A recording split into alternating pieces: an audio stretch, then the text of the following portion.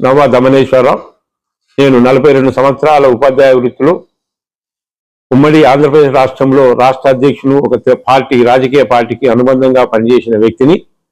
నా యొక్క అనుభవపూరితంగా మీకు తెలియజేసేది ఏంటంటే, ఇప్పుడు తెలంగాణ ప్రభుత్వంలో తెలంగాణ రాష్ట్రంలో బహుజనులు ఎక్కువ ఉండి ఇప్పుడు అన్ని జాతీయ పార్టీలు కూడా ఇప్పుడు ముఖ్యమంత్రి స్థాయికి ఇప్పుడు తెలంగాణలో రాబోయేది బీసీలకు బహుజనులకి అనేది జాతీయ పార్టీలు ప్రకటిస్తున్న తరుణంలో ఇప్పుడు జరగబోయే 27వ తారీఖు నాడు ఎన్నికలు మేధావి వర్గము, ఉపాధ్యాయులు, degree college, polytechnic college, junior college, model schools, high schools లో ఉన్న అపర మేధావులు ఆలోచించి మనం ఎవ్వరికి వ్యతిరేకం కాదు. మనకు వచ్చే అవకాశాన్ని చేజార్చుకుంటే రేపు తెలంగాణకు కాబోయే ముఖ్యమంత్రి బీసీ ప్రకటించడానికి చాలా ఇబ్బందులు గురవుతాయి. కాబట్టి అందరూ ఆలోచించండి.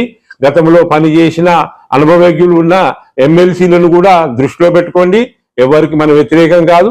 మన ఓటు శాతం అనేది తెలియపరచడానికే చిన్న నా సూచనలు మీ అందరికి తెలియజేస్తున్నాను.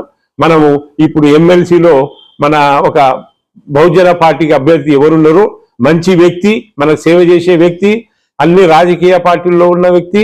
తర్వాత ఇప్పుడు మనము గతంలో టీచర్లకు పనిచేసి ఎవరికి ఏ ఆపద లేకుండా, ఏ రాత్రి అంటే పగలు లేకుండా ఉన్న వ్యక్తులని ఆలోచించాల్సిందిగా మేము బహుజన ఉపాధ్యాయ లోకానికి నా యొక్క రిక్వెస్ట్ చేస్తున్నాను.